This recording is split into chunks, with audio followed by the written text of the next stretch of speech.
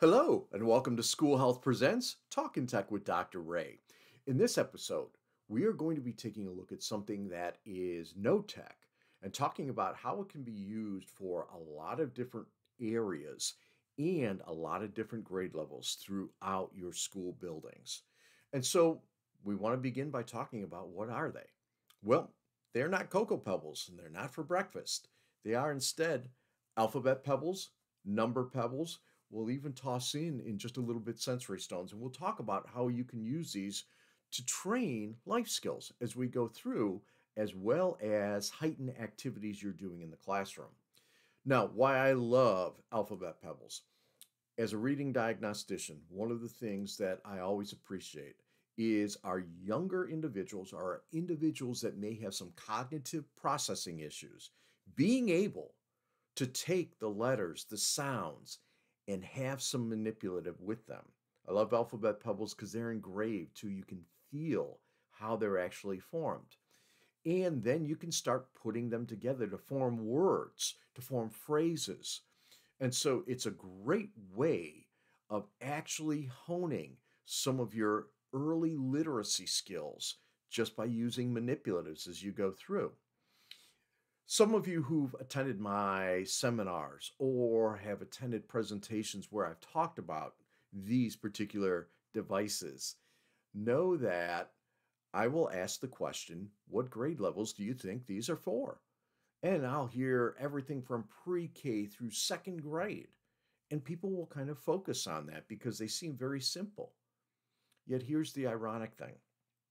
My favorite story with that is actually from a teacher who had a young man in his class who was both verbally and physically apraxic and wanted to get him more involved, knew this young man was brilliant and wanted him to actually feel a little more successful. So the teacher got a few sets of these, and as students were walking into class, started handing them 3 or 4 of them and had them sit down at their desks. Teacher said, now you're all wondering what's going on here. He said, all of you have 3 or 4 different letters and they're going to be put together. That's what you're going to do in this activity. And it's going to spell out a couple of phrases for us. And it's going to be the foundation for what we cover next. He said, but what we're going to do is I'm going to time you to see how long it takes you to do this. And let's see, we need somebody in charge. Let's go with Tom. Now, of course, Tom's eyes got really big at that point. Tom's not his real name, but his eyes got really big. And Tom didn't know how to react.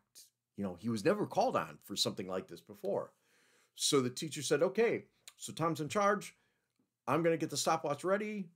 All right, Tom, here we go. Ready, go. Started the stopwatch. He said, Tom stood up and started doing this. And the teacher said, I didn't know what was going on, but the students knew. They all came forward to where Tom was standing at the front of the class then. Tom started pointing to people. He said a minute or two in, all of a sudden, Tom's eyes got really big and started moving people in the stones and having them go more quickly. He said, I saw words starting to form. He said, I saw phrases. He said, I knew they got it. And in less than 7 minutes and 30 seconds, Tom had guided them to spell out the first 3 lines for the preamble for the Constitution of the United States. They all went back. They were excited. They sat back down. Young lady in the back raises her hand and says, I know why you had us do this. And immediately the teacher was a little bit frightened. He said, I'm trying to help Tom and keep everybody engaged. She said, I didn't know what she was going to say, but I called on her. And she said, you wanted us to be just like the First Continental Congress. We all came together, weren't sure what we were doing. You put Tom in charge because we all know Tom's the smartest. At which point Tom's eyes got big. He didn't know his peers felt that way about him. And the teacher said, Doc, he said, when she said that, he said, I don't lie to my students. He said, but at that point in time, I just looked at her and said, well, I guess you got me there. Why is this an important story?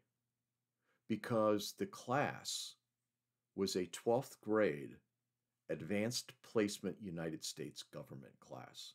And ironically, as the teacher would share with me, yes, Tom got a 5, which is the highest score on the AP test. He'd gotten 5 on other history tests before. And this happened several years ago. But we now know that Tom went to college and is now a history teacher in a school. Think of the power of that, just using these stones. That teacher still uses stones. He uses different phrases, but uses these stones every year. Why? It's engaging, it's fun, but it also creates a differentiated approach to learning. How do these translate to later life skills? Some of you have seen the sensory stones out there.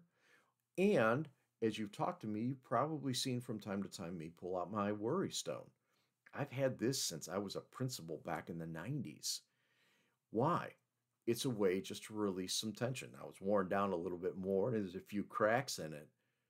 But what a great tool that we can teach our kids to use something as simple as a manipulative, actually use as a foundation of reading, and then use in various classes along the way to create inclusive environments, and then translate those skills into creating sensory releases in the future. So, that, my friends, is how alphabet pebbles, number pebbles, sensory stones can be used low tech, but throughout all grade levels. As always, I thank you for everything that you do, and I look forward to seeing all of you somewhere down the road.